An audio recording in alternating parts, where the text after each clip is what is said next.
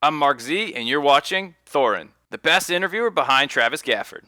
I have some questions for you about the off season of 2021 heading into the 2022 season. I feel like there must be some fun things I can ask about here. So one player I'll ask about, because some of this was made public, is in light of the aforementioned G2 meta that they established for contracts, right? Even though, if people remember, I'll be vague about this, there's a reason why in the off season of 2022, maybe Carlos specifically wasn't viewed as much as G2. Some people think maybe that was where he took more of a backseat. At the same time, people know historically, I mean, he's been quite proud of saying it himself, he doesn't like FNATIC, and he's intentionally, through how he has done the transfer market, tried to sort of fuck FNATIC a few times. And so one of the stories here, this, you can either put this down as like a Carlos shenanigan, or like maybe his policy just continued on. There was this story where it was okay, yeah, we actually, believe it or not, stop the presses, G2's going to sell a player to FNATIC. Can you believe it, guys? But the story goes,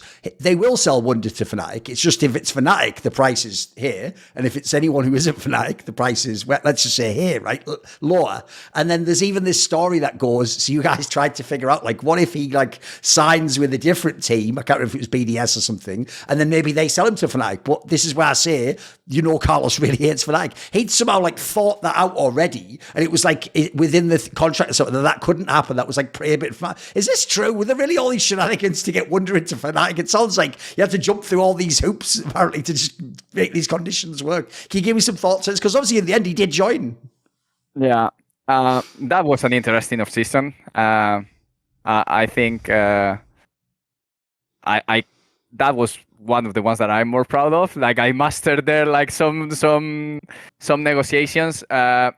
I think they did everything in their power to not send someone like Wunder to FNATIC, but at the same time, they have to take to look after their business. Sure. And they knew that there was no other team basically, and how I put like in the market the only top laner that could be interesting for the only team that was there, like that was, as you said, BDS, and they were coming new friends, like Adam, like fitted them very well in the strategy into not only on having a rookie that can still develop like a lot, not a rookie anymore, he even went to World, so but also how big he was in the French community. So that was like very massive for them.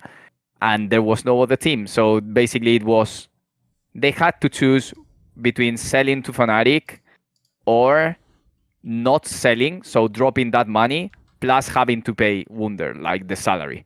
So the difference was too big. I would say that we got... obviously, I'm not going to disclose numbers, but we didn't pay more than any other team would have paid. Right. So in the end, it was just what it was supposed to be, right? Okay, I see. By the way, we had the insight of what other teams were. You knew there was nobody else who could bid that much, right? That makes sense. Yeah. Along these lines, by the way, since I just remember it was mentioned at the time, he's actually now apparently going to play in the LEC because he's on Carmine Corp and he's stuck there for all those years. I heard the other player that was rumours was Kabashard potentially would take the top lane slot. Is this accurate? Was he someone you were interested in? We had a conversation with Kabashard.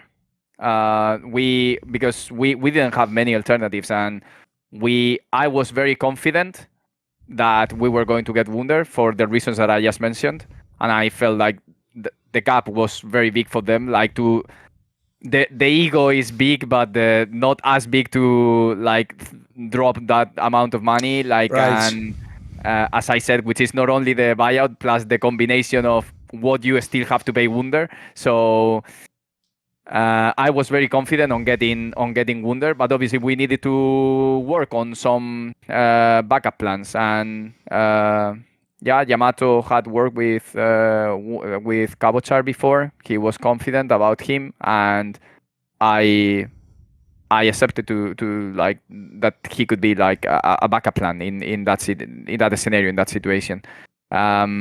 Normally, I was more excited for either super proven talent that it's very at the top, like Wunder, or rookies that can develop into something great. But yeah, as a backup plan, should the Wunder not work and we were very late in the offseason, it was the only piece that we had left. Obviously, yeah, that was a plan that we had. As you say, just like the upset signing, at the time that you signed Humanoid, in English you say this is like a slam dunk, like it seems like an obvious signing. Like if people don't know, I've heard a lot of teams in Europe wanted this guy. Basically, spoiler, everyone except G2 who had Caps pretty much wanted Humanoid if they could get him. He was actually considered to be like, maybe he is the next Caps or Perks. He's going to be this like revolutionary player. Obviously, he just won the title twice for Mad Lions. There's all these stories of maybe he helps with like shot calling elements and stuff. When you make this signing, like I said, was it similar for you? Was it just an obvious move to do? Me, it was the move. That like when I knew that this was possible, Perks at that time was trying to get back to Europe. Also, when I knew that this was possible and Humanoid was on the market, for me, I was pushing really hard into this direction because I felt. With my limited sometimes knowledge in the game, like what I can see is that the teams that are winning tournaments and the teams that are consistently going to Worlds are the ones who have a really, really strong mid laner and one that can, like, let's say, carry games on his own. I think Niski is an amazing player. I think it's one of the most underrated players that there is in this league, in my opinion, because you just need to see that in every team that he is, the team is performing and going to Worlds and all that. And you cannot do that with a mid laner if it has not like certain level in the game, no? But I feel that Caps and Humanoid are few steps above the rest. So that and I felt that if we wanted to have like the chance to be fighting for the titles over years, that was something that we had to pursue. So I pushed really hard internally for going after this move. And then obviously the other big move of this offseason was to get Razork as a jungler. Now, this is someone where I actually think, I think it's been proven in FNATIC. He clearly is a very skilled player who can be a very, very good player. But at the time, this was still a bit of a gamble. Like, he just had like the big split in Misfits, but you never know. That's the sort of player where sometimes they sink, sometimes they swim, as the saying goes, you know. What was the thinking on getting this player? Well, it was more... I had a lot of insight because he has, as a Spanish guy, he had been in Spanish orgs. I knew a lot about his personality and I didn't know him that much back then, but I felt like he could fit very well with what we wanted to develop and build, like in terms of the behavior and the values and the day-to-day effort and work and all this. Even the communication, there were things that we were missing and we felt that he could like provide a lot to the team. He didn't have at that time he still didn't have the chance to be on a big team or something like that, and still in teams like Misfits he was carrying a team that was supposed on paper to be top 9, top 10, top 8. That's where everyone with more knowledge of the game were putting them, like before the start of the season. And then we were also playing a best of 5 fifth game versus them to qualify to Worlds, and the guy was like having insane performances. So we were basically thinking he is the kind of player that has the hunger, and that even when the odds are not on his favor, on his side, he is doing everything in his power to actually maximize the opportunity. If we put more like better structure around him, better players around him, he will be fighting to win those titles. And we knew that he still had to grow. I think he has grown so much in the last 2 years with us. He has had good and bad moments, but I think he is getting more and more consistent. I think right now, to me, like, he is the best jungler in Europe. That's what he has proven this last summer. And he has been way more consistent this year, even when he was performing very well, even when our rosters were completely dysfunctional, like in winter especially. Like he still was performing at a very decent level for the level that the roster was playing. So yeah, I am very happy with his growth, and I think this is going to be his year to to get even more solid, more mature, more and prove all the things that he has learned over the last 2 years. One of the things that I think is quite interesting is this lineup that you made in this offseason that had the 2022 season is one of the ones that actually built this whole narrative that everyone flamed you and said you were doing a terrible job as a GM. But as you said earlier, that you were quite proud of this move. What I find strange is, look, I know once the results have happened, people might not like the lineup or think it wasn't as good as it should be. But at the time the lineup's made, we can only do the potential. We can only look at the names on paper. And actually, I remember a lot of people saying about this lineup, like FNATIC won the offseason. Like a lot of people thought this was a really good lineup to make. Like this lineup should probably win the LEC or could maybe do a run at Worlds or something. Did you also kind of think that you smurfed the offseason? Do you think you did a good job this time? Everyone was thinking I smurfed the offseason. That offseason. Like that's where the meme of La Formula and all that grew up and all this. Like everyone thought that this lineup was by far the best in the LEC. And I think it was an incredible lineup. Like I don't think we have. I only regret, like let's say, about the lineup that we. And probably we will speak about that like in a bit, but about the lineup that we put like in for the start of winter. I think there were reasons to do that, but I think all the lineups that we have been put in, like they have been very, very solid, and sometimes it's very small details why you don't like take the trophy. And also we have to just look at the last years, and we are competing against a team like G2, which has been mostly the one who has most of the times won the titles, like which also have incredible lineups, and they have Caps, who is a player that is not only great into the in the impact that he has inside the game, it's also the impact that he has out of the game. We have seen that with Faker, for example, in Worlds, and well, in this 2023, that he goes out of the team and then the team doesn't work, and then he comes back and the team win Worlds. Like, wow! And if you just look at Faker purely as a player inside the game, probably there are other mid laners that are like slightly better. Like still, he is of course among the best ones, but probably there are ones that at some points they have been performing better than him. But it is not only about that, it's about everything that he builds around himself. And in this particular case, like no one can deny that the impact that Caps has had in Europe. About this year that you had with this particular, like the 2022 year, the problem with the year is it just depends in what context and what the expectations are, I think. Because if you look at it, like the team finished third in both the splits in the playoffs, made it to Worlds. Actually, at Worlds wasn't even that bad, even though there's some other shenanigans we can get to again about like the problems at the beginning of the boot camp. But if you look at it, like almost got out of the group, had like a win over T1, etc. But the problem is, like I say, if you look at the beginning, when everyone's telling you you've smurfed the offseason, you should win everything, the expectation then, it's like we talked about earlier, FNATIC, you're supposed to win now. It's supposed to be FNATIC's turn to take some titles back. So how do you evaluate a year like that? Because for a different organisation, Dardo, third and Worlds is actually like 3 ticks. Like, yeah, you did your job. Like, if that's like one of the lower orgs, that would be an awesome season. So how do you evaluate a year like that where on paper, like, should you have been a team that won LEC in your opinion? That team should have won the LEC. And we failed to not do it.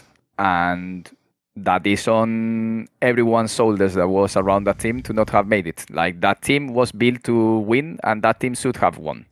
There are other years where I believe we are, let's say, contender to win the title, but that doesn't mean that we are the favorites or the absolute favorites or all this. I think that year we were the absolute favorites, like looking at the roster on paper.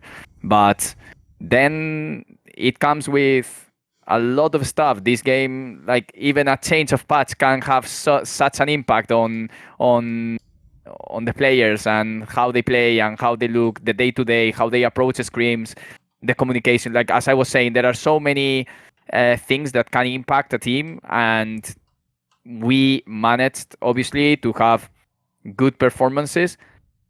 I think, it's even harder. It's not only the expectation that was built after the off-season. We arrived into spring semifinals and everyone thought that we were going to destroy Rogue. Yes. I think it was Rogue. Everyone thought that we were going to destroy Rogue, and then suddenly it felt that we didn't have answers. I think if I remember correctly, we played a Kaisa mid there with Humanoid or something like that. Like it felt like we didn't have answers to what they were putting out out there. So it was kind of accepted, like as okay, a stone in the path, and they will come back stronger in summer.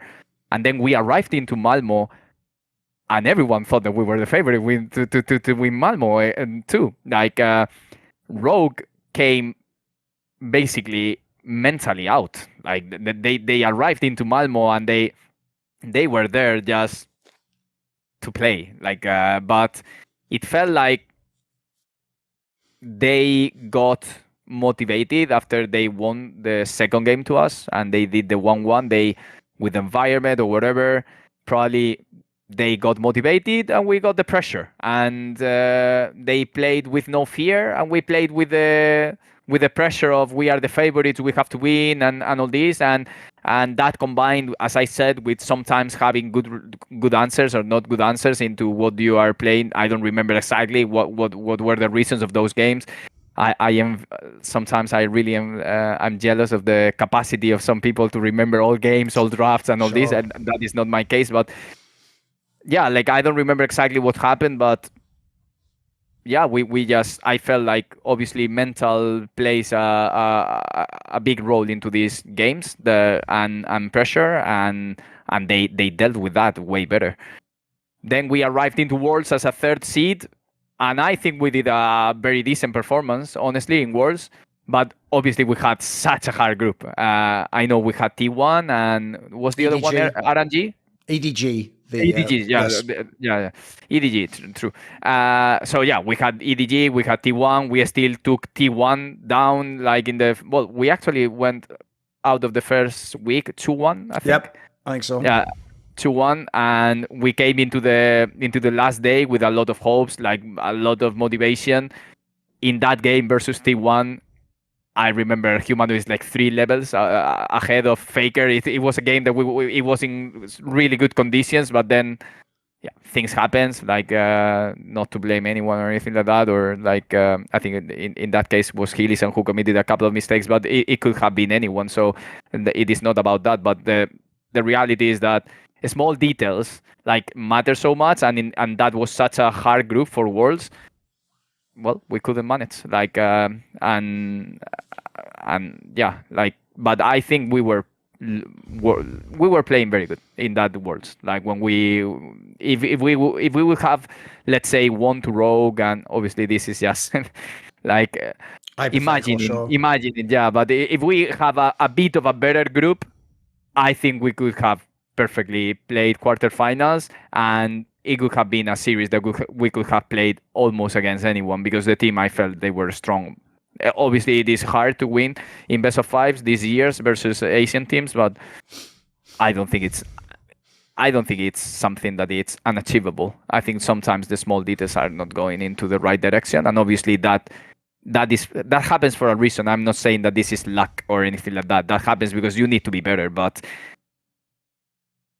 without going to a completely different topic too much, but even this year I felt, and it's the first year that no European group has gone out of group, so it's incredibly weird that I say this for someone who is from the outside, but I felt this year was the lowest gap by being there in Korea, by watching the scrims, by watching the practice, I felt, wow, like other years we have been doing in the same exact position, we have been here in scrims, and we are getting omega destroyed by all the Asian teams and all this, and this year it was not like that. And hearing what it was happening in G2 camp and how they were like dominating their performance on the scrims and all this, I felt this year the gap was not that big, but we collapsed, both of us, like, and there is there is no excuses, and therefore it was our worst year. But I still think that is compatible with, I believe this year the gap was not that big. I think in the off season of 2022, you took what actually was one of the hardest decisions in your time at Fnatic, which is obviously Hylissang was sold to Mad Lions. Now, the reason I bring this up is because people might remember, even though in the spring he was awesome, like some people thought he should be the MVP, in the summer he had probably one of his worst splits, I think, ever at the LEC level. Like he had a lot of games that were obviously quite troubled, and he just didn't look like, I mean, I would even say if you just look on camera, sometimes he looked like he was having some sort of issues or something. So in this scenario, the reason I say it's a very difficult situation is if people just look at the recent results, on paper, you should remove someone like that and replace them. But at the same time, he's another one of those players. I think he'd been in the org like 5 years at this point in time. He's another like face of Fnatic. And also when you've got a player like that, that is like on some level, he has fundamental qualities that are quite brilliant. You have to wonder, like, look, if I keep him and he plays bad again, I get blamed. But if I let him go and he goes to Mad Lions, and this, like, I wouldn't say it totally happened, but it sort of did. He has like a bounce back split and he looks good again. Then everyone's going to say I'm an idiot for letting him go. Like, these sound like the hardest choices to make because there is no correct answer necessarily in that moment, right? Yeah, no, I mean, that was something we had to do, and that's it. It was a combination of many factors, and one of them was what I was saying. We needed to go more into the direction of sustainability. A player that is 5 years into a team means a player that is scaling into your payroll, and at that time, he wasn't coming from the best performance also, so that makes harder to justify such level of investment sometimes. Plus he also was like I think Hylissang will play until he really wants to, because he has so much love for the game and so much talent that he will always be able to continue if he has the hunger to do it. But obviously it was something that was also in our mind, was do we continue extending a player that we don't know when it will be the last year, like to continue or not? And again, this was coming from one of those legacy contracts that are big and you have to justify value cost. So this was something that we felt we had to do, even when we knew that the alternatives that we had were not amazing or not that strong, like when compared to someone like him that has been like winning LEC, playing Worlds every year, like a lot of talent and all this. And then what's weird is then you had this scenario where it's almost like the story's reversing from before when Reckless left. So now Upset's in Fnatic, but he chooses not to play and he sits on the bench. And then Reckless comes in and plays in the team, but Upset's still on the bench. Like, can you give me some thoughts on what happened in that regard? Like, why not sell Upset, or why did he choose to stay in the team? Like, was the logic, was he actually potentially going to like wait and then maybe in a later split, he might have come back into the team? What was the logic on having them both at the same time? Yeah, well, it's not fully accurate that it was not him rejecting to play, let's say, for 2023. Okay. That is not the case. That was a decision from our side, from the management, the coaching, etc., that we felt that we needed to go into a different direction in there. Then we obviously had this was one of the hardest of seasons, and that we have had because we had, let's say, some priorities, some plans, and for many different reasons they were falling apart.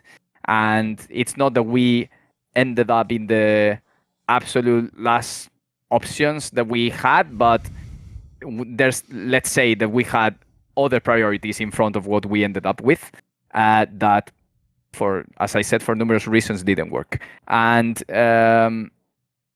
we tried to find a new house for all our players, and in this case for Upset too. There was even like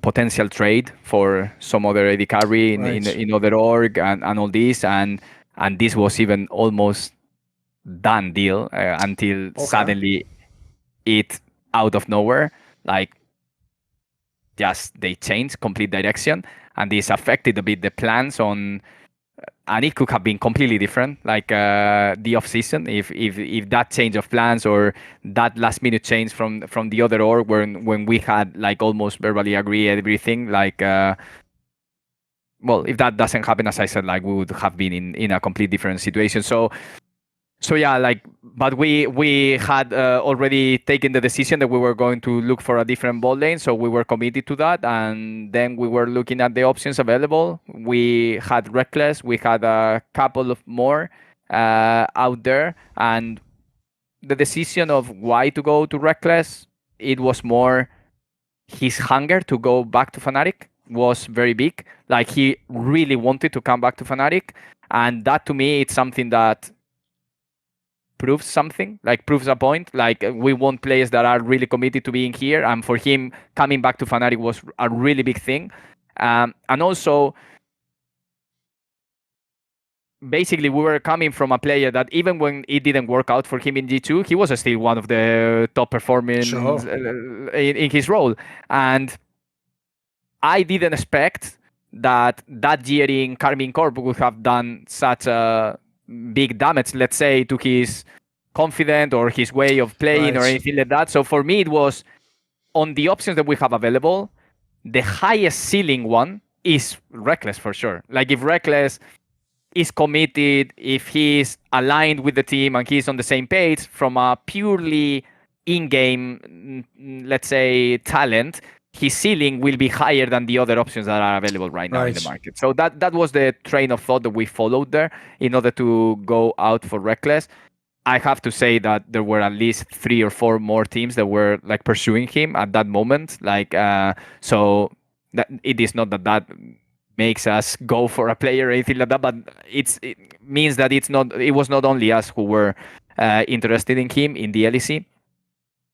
And then obviously, similar to what I said in the AD carry position, we had other priorities in the support role that they didn't work. And then we were in a situation where we had to choose ERL talent that it's unproven, and there was not any big name. Like, let's say, for example, when we signed Adam and SLT were like the outstanding names of the ERL in the top lane. In that moment, there was no outstanding name in the support role. There was not someone like, I don't know, a Parus, like, or Soelis, like, that have been very outstanding this year, and they have been names that have performed very well into the ERL. There was not such. And then we had other players, like, if I recall correctly, Lavrov, who involved a buyout, and we were in that year, like in that start of the change of the reality financially, that we could not invest into buyouts. So we could not, like, we didn't have money to put into buyouts. So for us, that was not an option, because we were not getting that let's say, what you were saying before, that you have a player, you sell it, and then you can buy another one. We were not getting offers for our players, so we couldn't just say, okay, we put money into I cannot go to my finance team and say, okay, I sell my players for very little amounts, but then I have to pay this for the player that I want. Then it doesn't work like that, especially in that situation, in this new reality financially that we are. And then we were like out of options, basically. Like, there were not many options, and what we had was a player that had been in our academy for 2 years. He had good moments and not that great moments, but in general, his strengths were coming from leadership, were coming from, let's say, being a bit of the captain of the team, which is Rox. He had to play for Hilisan in Worlds because of the COVID. From a performance standpoint, he just played a couple of games there, so that we cannot judge how good he would fit on the team or not based on that. But the reality is that in those games and the scrims that led to that game, he did fine with the team and he performed at a good level. But especially during Worlds, he strengthened a lot the relationship with all our players. And he, even as a substitute in Worlds, he was performing a leader role within the team, helping so much the other players to develop themselves. So we were in a situation where we didn't have a lot of options in the market. We were not very excited about many of them.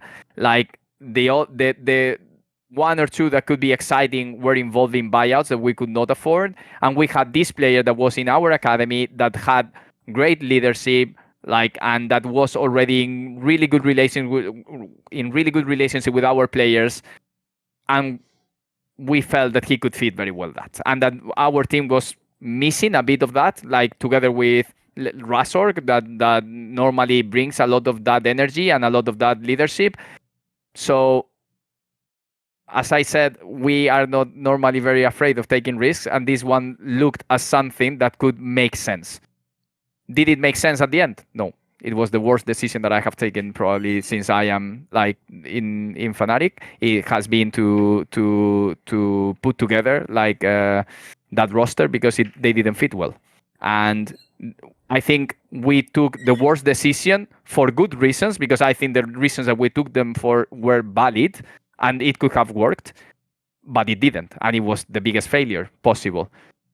I think that was also a bit of momentum, that it was a combination of completely collapsing with the new format, and the new format made it look way worse. I think if that would have been, I am very confident about what I'm going to say, if that would have been a regular, normal spring split, I think we end up top 5 as it happened in the year that we spoke before when we signed afterwards, Adam. I think it would have been completely similar. But the fact that it was the new format, you make it top 8 or you are out, the pressure that it was coming with that, all people raging into us, then it made it completely unsustainable, and then the whole team, the whole coaching staff, everyone collapsed because of that.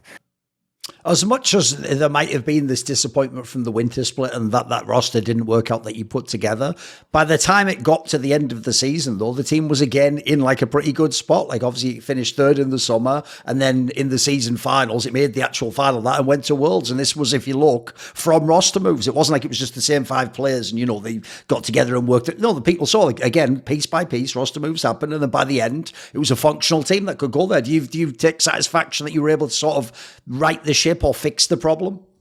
Yeah, no, I mean, I take it for sure. As I said, I will repeat myself here, but I would never be proud of losing. I really want to win, and that is my biggest goal. And every time that we make second, it's not that I am celebrating that we are second. I am having a really hard time when we lose these finals. But at the same time, I have to be realistic. I have to be. I think right now G2 has a way bigger budget, and we lost some of the pieces that we wanted to G2, in the last of season. That is the reality. We were interested also in some of the players that they have right now. Easy, we only changed the ball lane, so easy one to guess. But yeah. As I said, what I cannot be is embarrassed about our results. Playing 3 out of 4, playing the 4 finals, let's say what Riot calls finals, which is the top 3. We have played the 4 finals of the 4 years that I have been here, and we have placed top 2, 3 out of the 4 times in summer, and we have qualified for the 4 World Championship. I cannot be embarrassed about that. I think any team would want to be as consistent as we are, because even a team like G2 didn't make Worlds in 21. Yeah, that's true. Even a team like Rogue didn't make Worlds this year. All these teams that are at the very top, many times the Mad Lions, I think at least a couple of times, they didn't make it into even groups. Yes. So they have had, I think, and this is what it's punishing so much, and it hurts, of course, but they have had some very brilliant moments where they have been able to take a trophy or take a split or anything like that, and we haven't been able to do that, but we have been more consistent than anyone else at the top. And would I change the consistency for some trophies? Yeah, I mean, trophies is what everyone remembers at the end of the day, and that's what we want to accomplish, but I don't want, like, for me, consistency is also a really big thing and something that we are working really hard to get. And I think if we keep with this consistency, it will be a matter of time that we get the titles. But if you are not consistent, if you don't have the answer to get back into the top, even when you have challenges, then it's when probably you might lose yourself at some point. So for the upcoming season, like the off season's obviously done, and the one player change from the last lineup people saw Fnatic is the support player. There's no more Trimby, and it's Jun, this Korean player that used to play for Kwangdong Freaks, if people don't know. Now, to be fair, I personally think most people, when they say they watch LCK, just mean they watch the final when it's like Team of versus Genji. So I doubt most people have seen this player. So I imagine most people's interest, Dardo, is more on the other side of why no Trimby, essentially. So can you either tell me why no Trimby, or maybe some reason why Jun specifically? What would your answer be? As I said before, it's more about finding the alignment, finding like players who are going to be in the on the same page and stick together, like to accomplish great results. I think Trimby comes from having a hard year himself, like after he was having some issues in Rogue Sure. or Koi. And then he comes into us very motivated. He had a great impact in the team. We would have never accomplished what we accomplished, like in summer and in Worlds, without him. But I think he will now focus on himself, and he will come back stronger. He is an incredible human being. Like, I really respect him so much. He is such a nice person. He is such a lovely guy, and he has so much talent. So I am completely sure that he will be back, and he will be back stronger, and he will be, wherever he is, he will be a really great performing player and probably changing that team in the bot lane. So, and in the chase of looking for more alignment, and we were through the season sometimes like struggling a bit with the bot lane. So in the ambition to solve that and be stronger into next year, we just looked at the options that we had over there, and we felt like June was one of the really solid ones. We zoomed into that, and we felt very confident about going for him. I think it's a player that is incredibly talented from a mechanical standpoint. I think he doesn't have to.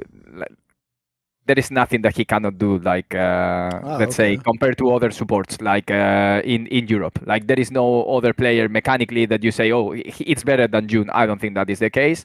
Obviously, we have a barrier, we have a challenge with his English level that he still needs to improve. I think it's good enough in order to start, like, let's say, practicing and playing together and understanding the commands in the game. But the more that you can communicate, of course, the better everything will be, and he will learn more, the same as it happened with Noah, that when he arrived, his English level was more basic, but then he started to grow, and then it's not only what he can contribute inside the game, but also outside of the game. He's a very funny guy and all this, Noah, so the fact that he could speak more English, like, facilitated a lot the interrelationships between the players. So yeah, I think for this year, I think we are a very solid team, but I think we are going to be growing over the year. I think the more that the year goes on, if we manage the expectations and the pressure ourselves, I think we will be very, very strong at the end of the year. And I think the alignment between Noah and June, even if we are going to chase them to, and they are very committed to this, to be speaking in English and all this, but the fact that they share culture, they come from both from the other side of the world to here, like, and that in their free time they can, like, probably share, like, some of their hobbies and speak with each other, and the food and all this, like, and I think it's going to be very helpful. And as you said, I think many people don't really know June, but the reality also is that, given how the Korean server is, as that we have some data, any player that comes from Korea that has played at let's say at the top level, mechanically is as good as the best players in Europe. Like that is what there are a few examples of this that you can see like in the solo queue data, like where players that have come like from Korea that probably were not the super top tier talent of Korea, but still they come here and they are in solo queue like excellent in Europe, like absolutely excellent. So we are very confident from that angle. We need to do a lot of effort into the communication aspect, but other than that, I think we have a pretty solid roster.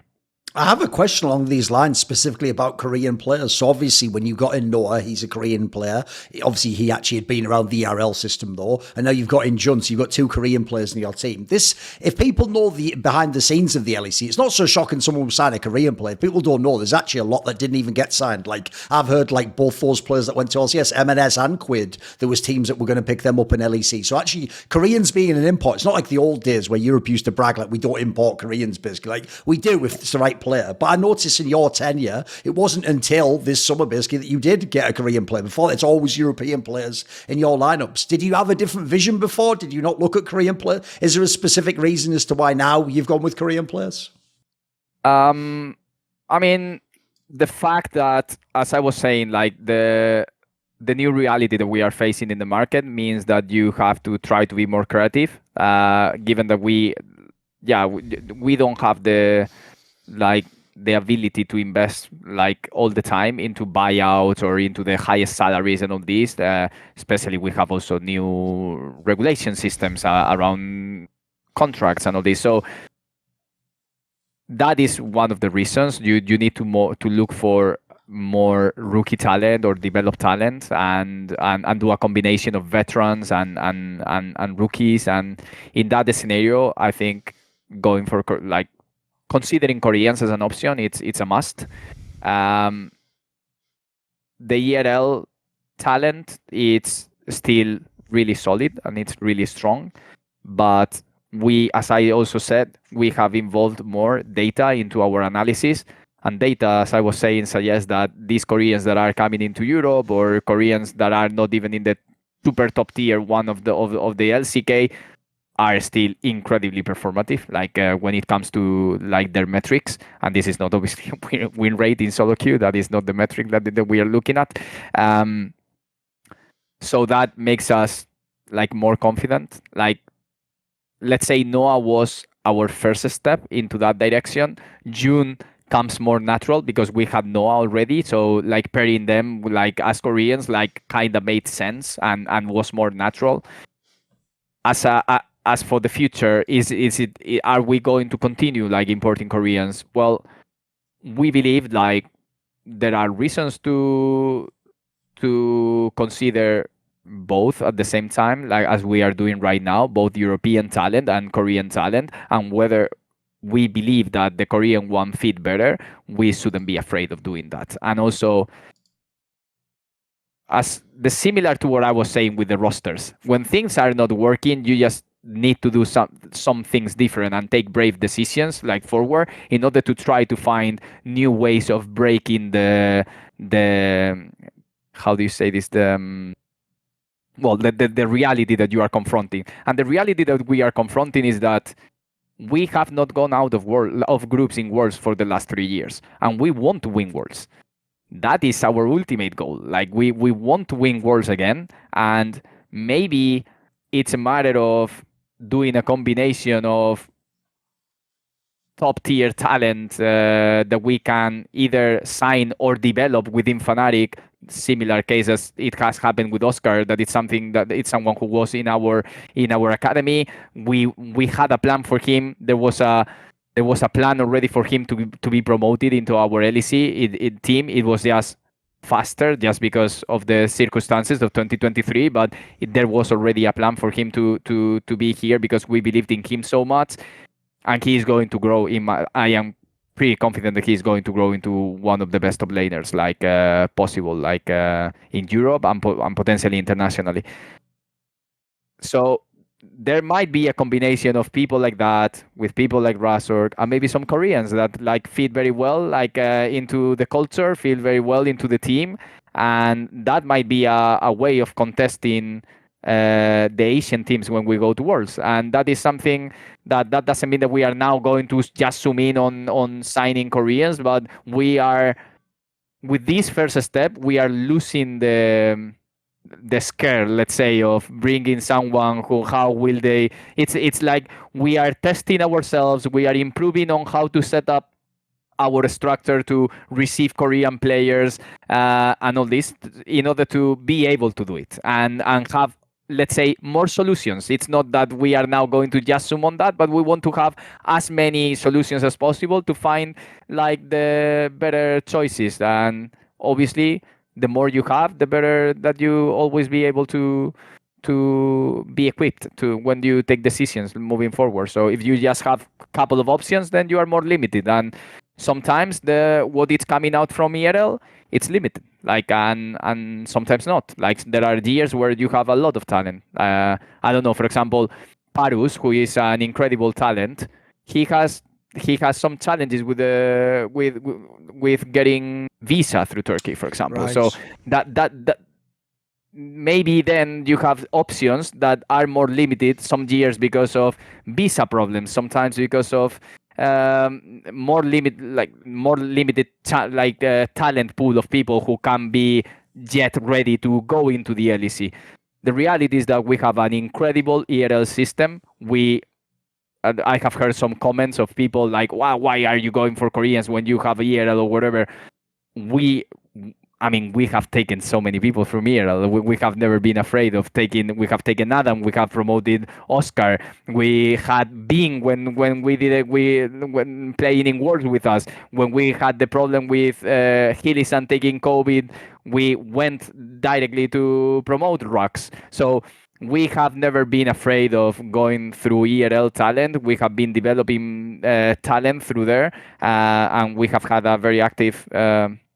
Like a strategy on developing talent. So it is not that we are giving up on the ERL system or anything like that. We are so proud of having an ERL system as we have in Europe, and so thankful for all the partners like tournament operators, other teams, and all these who make this possible. And of course, we are going to keep seeking options into that. But as I said, it's just about having as many options as possible and then being able to decide what is better for us or what will fit better for our strategies. One of the last questions I have, and it's going to have to be one I ask very carefully, because in your position, you're not on just a talk show where you're just a talking head who can just say anything you want. So I'll leave it up to you how you answer it. But I know it's a question people want me to ask, which goes like this.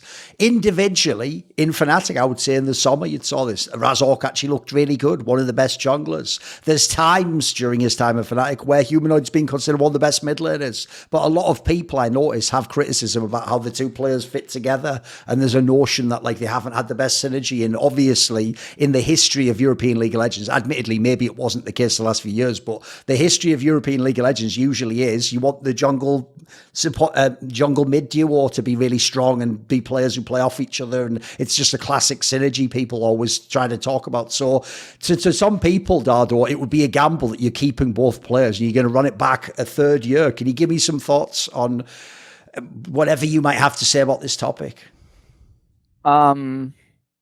Honestly, not much to say. They mimic themselves this topic, like they mimic like, oh, we don't have a good synergy, because actually they have it. Like they I think that has been growing. I think this could have been a bit more true at the beginning, where Razork, I'm going to try to explain this in very simple terms or my own vision of it, like with my more limited knowledge on the game. But Razork was less disciplined at the very beginning, and he was like that kind of player that would go into many plays and take a lot of risks and all of that. Also, probably more empowered by playing with someone like Hilisan, for example, who was also someone who is very aggressive and all this, while Humanoid has an incredible analytic brain to understand when to go in, when to not, right, how to move on the map and all this. So I believe probably at the very beginning, that was a bit more like that, and it's not about synergy. I think that is the wrong concept. It's more about decision making in certain moments. But I think by being together, by the process that Razor has gone through, as I mentioned, where he has grown up so much, where we have made changes in our support, where he has grown not only in the game, but also as he has become more of an adult, more of a leader in this team. I think that is just an old concept. This is just like the same as anything that happens in Fnatic, they will always point the finger at me. Like this is almost the same. Like anything that happens, like on a bad play or whatever, they will say, "Oh, the synergy." It's like it has created that concept and it has stayed there, but I think it's quite untrue. Like it is not accurate, and obviously, I think if they didn't think like that, they would not extend both together, like to continue playing in Fnatic. I think they are very happy with each other. Like they really like each other, both inside and out of the game. I think Humanoid respects so much the growth of the Razor has been doing over the last 2 years, and he sees him as the strongest, like jungler right now that he can play with, and yeah, and similarly goes for Razor. I think that he knows that in lane, in the way he looks at the game, in the way that he manages our late game, like there is no one like Humanoid, and they are very happy with each other. And I think this is a duo that allows us to be competitive. That is, like if you look at this year and how we ended up the year, that we ended up with Oscar and Noah and Trimby, that were players that we didn't start with in 2023. The fact that we arrive into the summer final, into Worlds and all this, of course, is possible given the good effort and the good impact that these players, Oscar and Trimby and Noah, have had in the team. But that is possible because we have an incredibly strong like mid jungle duo. Like if not, this would not be possible. You put those three players into another team with another mid jungle, and with all my respect to others, like we will have not reverse swept like this as we did. So I think that is people can stay calm on that fact, because I think that is not one of the problems that we might have in our 2024. I don't envision that as problematic. I think our weakest point is communication, obviously, given that we have now a Korean bot lane, and both have. Noah has better now because he has been a few months with us. June will grow, but they still have to put a lot of effort into improving their English skills in order to make everything more natural, make the communication better, make the reviews better, and because like that is an incredibly important part that some people just they don't pay attention to it, or they don't know that they don't account it as an important factor. But communication is huge, and this is something that we know we will suffer a bit from, and that's why I said that we will scale and we will become stronger and stronger through the year. That doesn't mean that we are not going to be stronger or we are not going to be strong enough in winter. We might still be incredibly strong in winter, but I know by summer we will be even better. So where we will land in winter, we will see. But wherever we land, I know in summer we will be even better. At the end of this interview, do you have like a final message? Is there anyone you want to thank or say hello to? Thank you to my parents. No. No, I mean, I always thank to the fans, even the ones that are more critics with us and throw more criticism. I think we live for them, like we do everything that we do for them. Obviously, I always say this. I would like to see people be trying to be more respectful with everyone, like because at the end of the day, behind all these accounts in Twitter, like of the players, of the management, of the coaches, there are like human beings exactly the same as them. So anything that we receive, like sometimes like can make an impact, and depending on how strong you are in that moment or whatever, it can be a bigger impact or than in other moments. So I think criticism is always welcome, but obviously trying to make it constructive is super appreciated.